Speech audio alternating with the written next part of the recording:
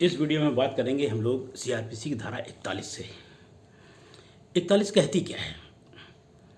Police कब warrant के बिना किसी भी व्यक्ति को गिरफ्तार कर सकती है। 41(1) में क्या कहा गया है?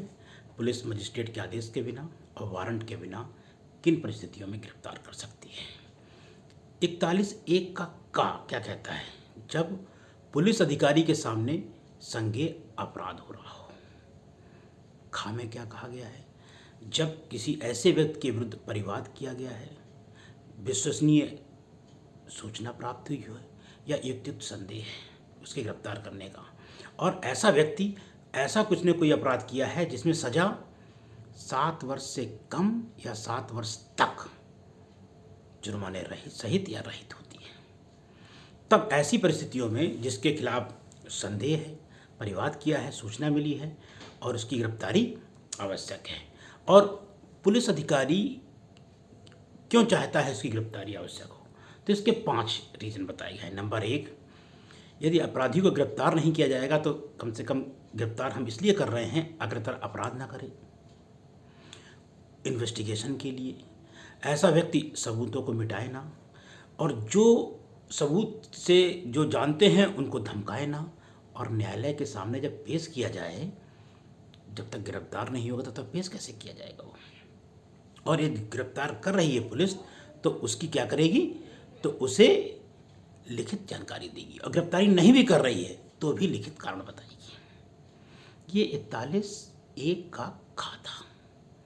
अब 41 खा का में क्या है? परिवाद किया है या विश्वसनीय सूचना प्राप्त हुई है कि ऐसे व्यक्ति ने जिसने अपराध कैसा किया है, 7 वर्ष से अधिक किया है। 7 वर्ष से कोई भी अपराध, मृत्युदंड या जीवन कारावास से कोई अपराध किया है और उसकी गिरफ्तारी आवश्यक है। ये खा में दिया है। गा में क्या दिया है कि यदि इस संहिता के द्वारा या राज्य सरकार ने ऐसा आदेश निकाल रखा है कि इस आदमी को गिरफ्तार किया जाए तो फिर वारंट टारंट की आवश्यकता नहीं पड़ेगी, जहां व्यक्ति मिल जाए उसे गिरफ्तार कर लो। घा में क्या कहा गया है कि कोई ऐसा व्यक्ति जिसके पास कोई ऐसा सामान मिलता है, जैसे कि मान लीजिए कि चोरी का सामान है, ताला तोड़ता है, ये करता है, वो करता है, तो उसे गिरफ्तार कर लिया जाएगा। ये घा हो गया। तो अंगा में क्या है? जब पुलिस अधिकारी काम कर रहा है अपना, उसमें कोई अवरोध डाल रहा है या कोई से निकलने से भागने की कोशिश कर रहा है, तो पुलिस ने गिरफ्तार कर रखा है तो भागने की कोशिश कर रहा है या कोई अवरोध कर रहा है पुलिस में, तो गिरफ्तार कर लेगा। इसके अगले नंबर में क्या है? पता लगा कोई क्या है, वो मतलब सेना का कोई व्यक्ति है, वो आया हुआ है, वो भगोड़ा घोषित हो गया है, तो पुलिस इसे गिरफ्तार कर लेगी, सेना के भगोड़े को। फिर क्या है? कोई ऐसा व्यक्ति है जिसने भारत के बाहर अपराध किया है और भारत में आकर रह रहा है। यदि भारत में अपराध किया होता तो उसकी गिरफ्तारी हो जाती, तो उसे वारंट की आवश्यकता नहीं होगी और गिरफ्तार कर लिया जाएगा। और क्या है?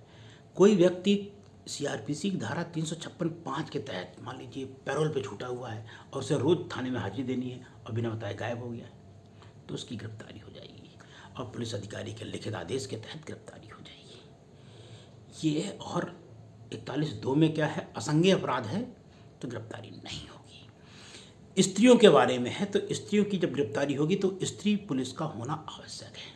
लेकिन एक केस आया, महाराष्ट्र बनाम Christian community welfare council of India, उसके तहत यदि अति आवश्यक है तो स्त्रियों की आवश्यकता ये नहीं भी है, पुलिस वाली कोई स्त्री और स्त्री को गिरफ्तार करना है, वो भाग सकती है, तो कोई भी पुलिस व्यक्ति, पुलिस का अधिकारी या पुलिस कर्मचारी गिरफ्तार कर सकता है।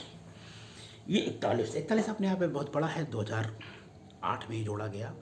ध्यान रखिएगा, यहीं पर 41(1) की शुरुआत करते हैं कि पुलिस के सामने उपसंजात होने की यही एक प्रोसेस है। क्या?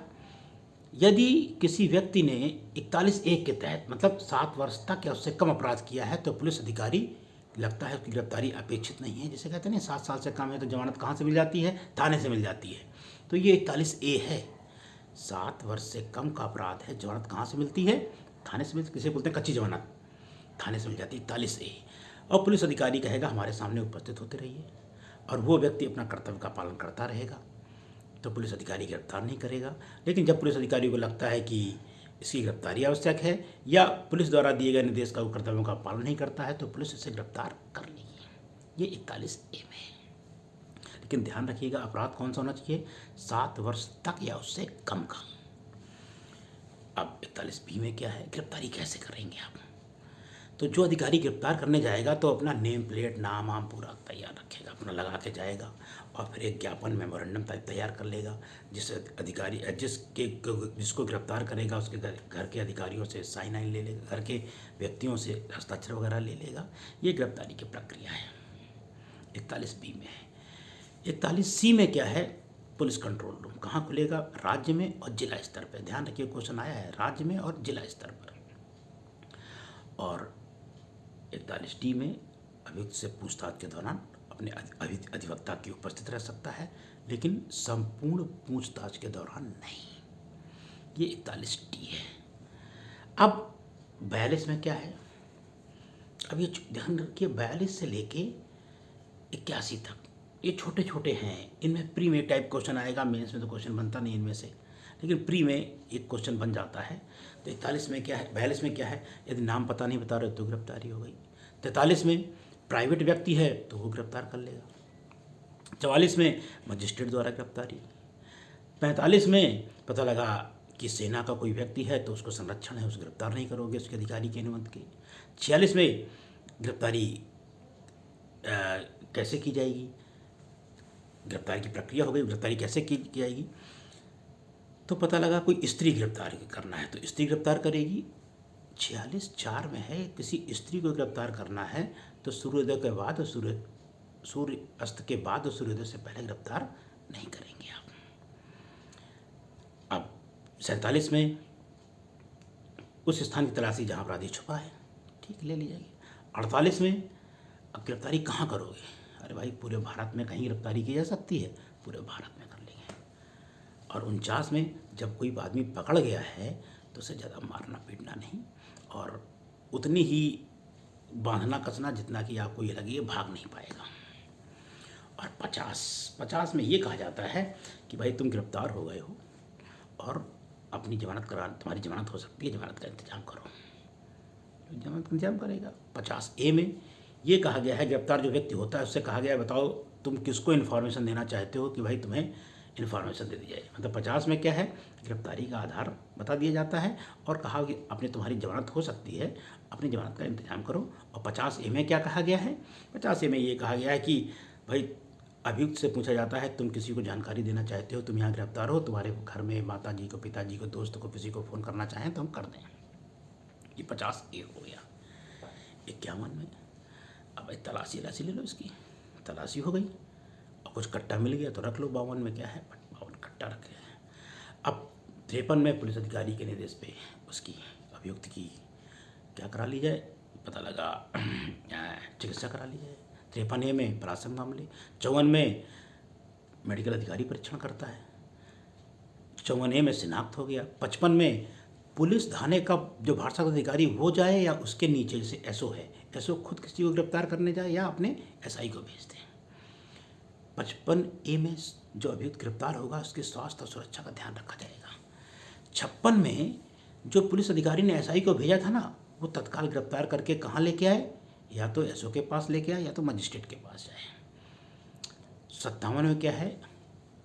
24 घंटे के अंदर मजिस्ट्रेट को अभियुक्त को न्यायालय में पेश किया जाना है। 24 घंटे के अपने पास रख सकते हो, ज़्यादा तो नहीं कर सकते हो, उसको पेश कर दो। ये 57 है। 58 में ये ध्यान रखिए, 58 में बहुत पूछा जाता है कि जब थाने का भारसाधक अधिकारी या कोई गिरफ्तारी होगी तो जिला मजिस्ट्रेट या उपखंड मजिस्ट्रेट को बताओ। ये 58 था। 59 में उन्मोचन। 60 में यदि भाग गया है तो फिर गिरफ्तारी, और 60A में इस संहिता के अनुसार गिरफ्तारी कठोरता से की जाएगी। ये 60 तक था। 61 में आ जाते हैं जरा। 61 में क्या है? भाई समन है, दे दिया कि समन का प्रारूप है। प्रारूप क्या है भाई? प्रिंटेड होना चाहिए, साइन होने चाहिए जिस अधिकारी जारी कर रहा है न्यायालय, और सील होनी चाहिए और 2 प्रति होना चाहिए। मतलब कितनी? 4 पेज है समन का। ये ध्यान रखिएगा, समन का प्रारूप भी आता है, कहाँ वर्णित है तो अनुसूची जो 2 में प्रारूप है तो 33 है इसका प्रारूप। मतलब समन 2 प्रतियों में हो, प्रिंटेड हो, अधिकारी के साइन हो और मोहर हो, सील हो। 4 हो गया। भाई तामीली 62 में तामीली कैसे हुई? तामीली राज्य सरकार जो नियम जाए, लोक सेवक को भेजे, पुलिस को भेजे, जिसको भेजे, 2 प्रतियों में लेके जाता है, एक उसको दे देता है, अपना ले लेता है। 63 में निगमित निकाय को उसके अधिकारी को दे दें या डाक से भेज दें।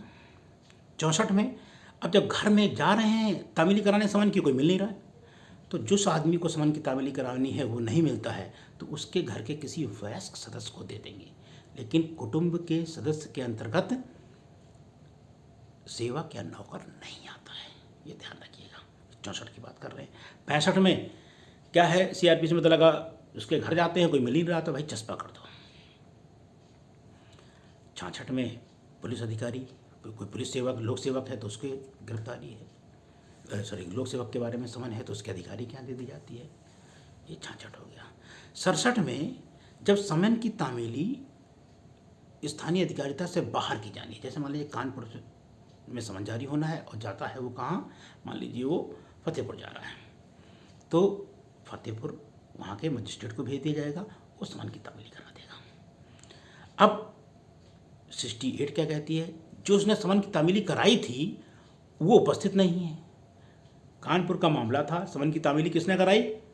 फतेहपुर के किसी पुलिस अधिकारी ने कराई या कर्मचारी ने कराई या पुलिस ने कराई, सिपाही ने कराई, तो वो शपथ पत्र में देख कर दे देता है कि हाँ समन की तामीली हुई है, तो वही मान लिया जाता है। मतलब उसके पेश होने, जो व्यक्ति न्यायालय से बाहर है, सिपाही है, उसने समन की तामीली कराई है, उसका कानपुर में उपस्थित होना अनिवार्य नहीं है, वो शपथ पत्र पे ही दे देगा लिख के, तो मान लिया जाएगा कि समन की तामीली हो गई है। और कुछ ना मिले तो 69 डाक से भेज दो, समन की तामीली हो गई, और ले आओ चाहे ना ले, ये समन हो गया। 70 में क्या है, वारंट है भाई। वारंट का प्रारूप है तो प्रिंटेड, साइन और सील, जो मजिस्ट्रेट जारी कर रहा है उसके साइन और उसकी मोहर, 3 चीज़ तो ये कॉमन है। चौथे में जो अपराधी है ना उसका पूरा नाम, पता, एड्रेस। नंबर 5 में क्या है, उसने कौन सी योग्यता हासिल की थी, 302, 306, 376 जो भी हासिल की थी, पूरा अपराध का नाम। और क्या होगा, एक निर्दिष्ट होगा कौन इसका पालन कराएगा, अधिकारी का नाम होगा एसपी कानपुर नगर। ये हो गया, मतलब 6 चीज़ें हो गई। पहला क्या हो गया, प्रिंटेड, साइन, सील, पूरे अपराधी का नाम, अपराध कौन सा अपराध किया है, और निर्दिष्ट अधिकारी जो तामीली करेगा वारंट की। और ये जारी कब तक रहेगा, वो जारी कब तक रहेगा, जब तक वो गिरफ्तार ना हो जाए या जब तक न्यायालय वापस ना ले ले। ये था आपका 70। 71 में क्या है, प्रतिभूति, जो अधिकारी गिरफ्तारी करने गया है यदि वहीं प्रतिभूति दे दिए कि हम हाजिर हो जाएंगे तो उसे वहीं छोड़ दिया जाएगा। ये 71 हो गया। 72 में किसको जारी होगा वारंट, 73 में किसी को, 74 में पुलिस को। मतलब 72, 73, 74 तो कोडिंग कर लो, किसको, किसी को, पुलिस को। 74 हो गया। 75 में सार सूचना, जो आदमी गिरफ्तार होगा तो बैठेगा नहीं कि हमने क्यों गिरफ्तार कर रहे हो भाई, इसलिए गिरफ्तार हो रहे हो। जब गिरफ्तार हो रहे हो तो जब गिरफ्तार व्यक्ति को 76 में भाई तुरंत अविलंब न्यायालय में पेश करो। 77 में इसकी गिरफ्तारी कहाँ होगी, तो ध्यान रखिए पूरे भारत में कहीं भी की जा सकती है। 78 में क्या दिया है, 78 में ये दिया है, वारंट कानपुर में जारी किया गया है, गिरफ्तार कहाँ होना है उसको, मान लीजिए कन्नौज में। जब कन्नौज में गिरफ्तार होना तो किसको वारंट यहाँ से जाएगा, कन्नौज, कार्यपालक मजिस्ट्रेट, पुलिस अधीक्षक या आयुक्त, किसी के नाम चला जाएगा, कोई भी गिरफ्तार करा सकता है, ठीक। और 78 होगा। 79 में क्या है कि कानपुर से वारंट जारी होना है वो कन्नौज का, तो मजिस्ट्रेट आदेश देगा कि कानपुर के पुलिस वाला ही कन्नौज चला जाए और गिरफ्तार कर ले जाएगी। ये 79 है। अब यहाँ से जाएगा और गिरफ्तार कर लेगा जाके वहाँ पे। जब गिरफ्तार कर लेगा तो 80 में जब वो गिरफ्तार होगा अपराधी, तो उसकी प्रक्रिया 80 में दी है, तो फिर वहाँ के क्या, कार्यपालक मजिस्ट्रेट, पुलिस अधीक्षक के सामने पेश कर दो उसको। और 81 में क्या है कि जब न्यायिक मजिस्ट्रेट के सामने पेश किया जाएगा तब प्रक्रिया, अरे न्यायिक मजिस्ट्रेट है, चाहे उसे जेल में भेजें, अपराध जमानती है तो जमानत पे कर दें, ये उनकी मर्जी है। तो मतलब ये 81 तक हुआ। 81 तक मतलब कहने का ये 41 से लेकर 81 तक। इसमें प्री में क्वेश्चन काफ़ी बनते हैं। तो ये आपको ध्यान रखना होता है, चाहे कोडिंग कर लें, चाहे 5-5 कर लें, चाहे 10-10 कर लें। जितने इम्पोर्टेंट क्वेश्चन बने हैं या जो चीज़ एग्ज़ाम में आई है वहाँ पर मैंने प्रहार करने की कोशिश ज़रूर की है। ये वीडियो आपको कैसा लगा ज़रूर देखें। धन्यवाद।